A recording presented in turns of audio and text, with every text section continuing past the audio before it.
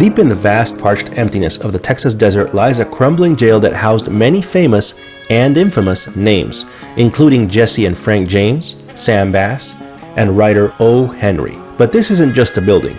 These are the remnants of an entire lost Texas ghost town named Frio Town, which was frequented at times by several historical characters, including the infamous outlaws themselves. Yes, Bonnie and Clyde. Located 16 miles northwest of Pearsall, Texas, Frio Town, also known as Frio City before 1886, is a ghost town immediately south of the historical Presidio Crossing on the Frio River. This river crossing is said to be where several historical characters, including Mexican General Antonio Lopez de Santa Anna, crossed the Frio River, and numerous cannonballs, swords, and sabers have been found at the site. Frio City was originally laid out by A. L. Odin in 1871, and it became the first county seat of Frio County on that very same year. The first Frio County courthouse was built in 1872, and on that same year, this now abandoned stone jail was also built. The jail eventually came to house several famed outlaws, such as Sam Bass, Jesse James, Frank James, and writer William Sidney Porter, also known by his pen name, O. Henry. Bonnie and Clyde are also known to have frequented the town to buy groceries and perform other errands, and it's said that their hideout was located nearby.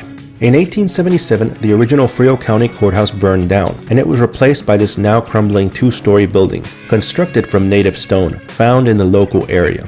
This courthouse reportedly once had an ornate walnut staircase when originally erected. In the mid-1870s, Indian attacks in and around Frio City caused the Texas Rangers to be called in, and many frontier residents in the surrounding areas sought shelter in the town. The last major Indian attack in the area took place in the spring of 1877. By the 1880s, Frio Town was still thriving, with its population hovering close to 1,500. However, even during the town's heyday, the figurative cracks of its demise were already beginning to show. With the establishment of the town of Pearsall along the rail route, people began to leave Frio City, which had itself been bypassed by the railroad. By 1883, Pearsall had become the county seat, and in 1886, Frio City changed its name to Frio Town. W. Yancey Kilgore purchased the Frio Town Courthouse in 1884, and it later came to house a general store, the post office, and in 1884, the Frio Academy.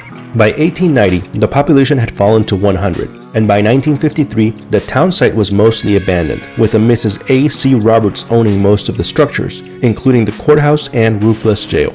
By 1990, all that remained of the once bustling Frio City was the Frio Town Cemetery and the ruins of the original courthouse and jail on the private Roberts Ranch, as well as some foundations and stone chimneys of the homes of the original settlers.